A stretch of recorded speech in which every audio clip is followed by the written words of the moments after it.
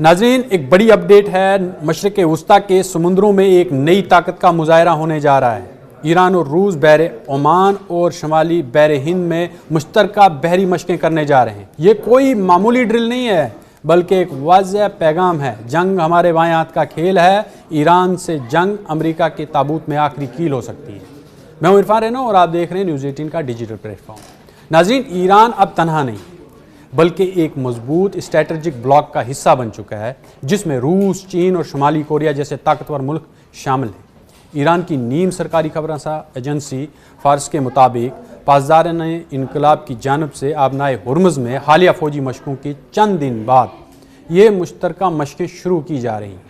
ईरानी बहरिया के कमांडर हसन मकसूदलो ने वाज़ेह किया कि इस मशक़ का मकसद मैरीटाइम सिक्योरिटी को लाहक खतरात का मुकाबला करना है, बहरी दहशतगर्दी को रोकना और खित्ते में मुश्तरका कार्रवाइयों के लिए हम आंगी पैदा करना है। लेकिन हकीकत यह है कि इसके पीछे इसके कई बड़े स्ट्रेटजिक मकासद मौजूद हैं। ये मशक़ें दरअसल 2019 से जारी हैं। मैरीटाइम सिक्योरिटी बेल्ट का तसलसल एक ये जो मशक़ें हैं, ये उसका तसलसल है, जिनमें ईरान, रूस और चीन बुनियादी शराकतदार हैं। अब जबकि आलमी ताकतों के दरमियान मुकाबला तेज़ हो रहा है, ये बहरी इत्तेहाद जो है ये एक नए तवाज़न की ताकत की बुनियाद रखता जा रहा है। आबनाए हुर्मुज़, जहाँ दुनिया की तेल की सप्लाई का बड़ा हिस्सा गुजरता है, ईरान के जगराफाई असर व रसूख का मरकज़ है।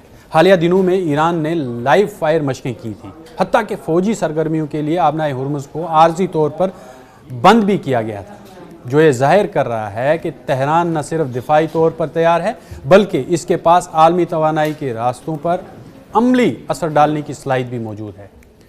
तजियाकारों का मानना है कि ईरान और रूस की बढ़ती हुई जो अस्करी कुर्बत है, ये महज अलामती नहीं बल्कि आलमी है। रूस की बहरी अफवाज की शिरकत इसका क्लियर सबूत है कि मास्को तेहरान का जो ताल्लुकात हैं अब सफारती जो बयानात से आगे बढ़कर दिफाई इत्तेहाद की शक्ल इख्तियार कर चुके हैं। चीन पहले ही बहरी मशकों में शामिल रहा है और शुमाली कोरिया खुलेआम ईरान के साथ स्ट्रेटजिक हमआहंगी का इजहार करता रहा है। अगर किसी मुमकिना जंग या बड़े तसादम की सूरत पैदा हुई तो ईरान के पीछे सिर्फ उसकी अपनी फौजी ताकत नहीं बल्कि एक वसी ब्लॉक खड़ा होगा। रूस की बहरी और फ़िज़ाई ताकत, चीन की इक़्तिसादी और अस्करी क़ुव्वत और शुमाली कोरिया की मिज़ाइल सलाहियत, ये इत्तेहाद खित्ते में अमरीकी असर और रसूख को चैलेंज करने के लिए एक मुतहद महाज के तौर पर देखा जा रहा है। ईरान खुद भी कमज़ोर मुल्क नहीं है, उसके पास अपनी सलाहियतें, उसके पास अपना असला गोला बारूद बहुत है, उसके पास अपनी प्रॉक्सीज़ हैं और उसके पास खित्ते की सबसे बड़ी बैलिस्टिक मिसाइल फोर्स में से एक मौजूद है। ड्रोन टेक्नोलॉजी में उसने नुमाया पेशरफ्त की है और इसकी पासदारान इनकलाब की बहरिया गोरिल्ला जो मैरीटाइम हिकमत अमली में महारत रखती है। आबनाए हुर्मुज़ जैसे तंग आबी रास्तों में ईरान की रफ्तार, मिसाइल बैटरियाँ और एंटी शिप सिस्टम्स और बारूदी सुरंगें किसी भी बड़ी बहरी ताकत के लिए संजीदा चैलेंज बन सकती है। ये मुश्तरका मशक़ें दरअसल एक पैगाम है, खुला पैगाम है कि ईरान पर आयद पाबंदियाँ और सफारत का जो दबाव डाला जा रहा है उसे तनहा नहीं कर सकते। उसके बरक्स उसने इस एक मुतबादल आलमी सबबंदी का हिस्सा बनकर अपनी स्ट्रेटजिक पोजीशन को मज़ीद मजबूत कर लिया है। मशरिक़ वस्ता में बढ़ती कशीदगी, जौहरी मुज़ाकरात का तात्तुल और समुद्री रास्तों की अहमियत, ये सब अवामिल मिलकर इस इत्तेहाद को और भी अहम बना देते हैं। अगर कभी खित्ते में बड़ा तसादुम हुआ तो वो सिर्फ ईरान बमुकाबला अमेरिका नहीं होगा, बल्कि एक वसी जोग्राफी ताकतों का टकराव बन सकता है।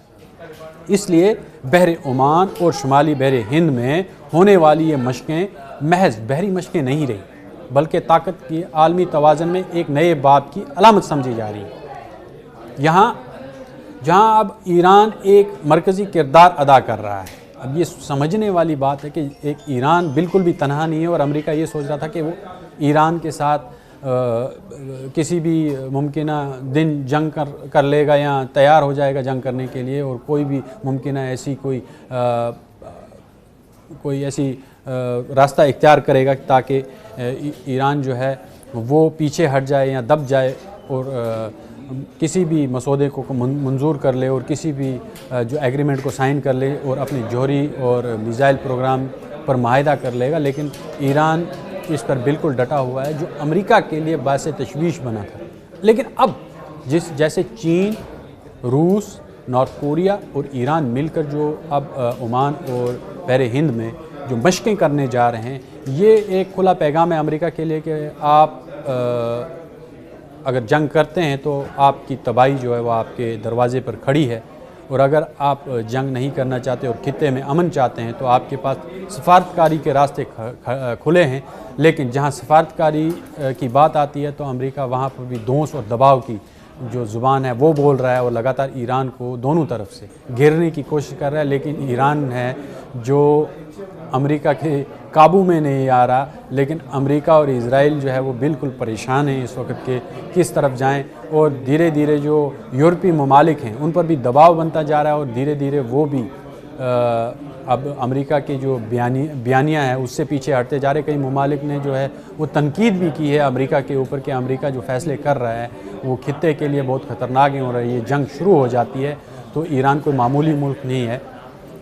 अगर ये जंग शुरू हो जाती है तो ये मिडल ईस्ट से यानी कि होते हुए साउथ ईस्ट एशिया को भी घेरेगी, ये साउथ एशिया को भी घेरेगी, और फिर यूरोप तो इसकी जद में आएगा ही आएगा। अमेरिका की बर्बादी यहाँ से तय होगी, क्योंकि वर्ल्ड वॉर 3 का आगाज़ हो जाएगा। इसलिए सब अब अमेरिका को भी खबरदार कर रहे हैं, लेकिन वो जानते हैं कि ईरान जो है वो अपने जो बयानियाँ हैं उससे पीछे नहीं हटेगा, और लगातार वो जो मुज़ाकरात भी कर रहा है, लेकिन वो मुज़ाकरात में दबाव की जो पॉलिसी अपना रहा है अमेरिका, उसको बिल्कुल भी मानने के लिए तैयार नहीं है।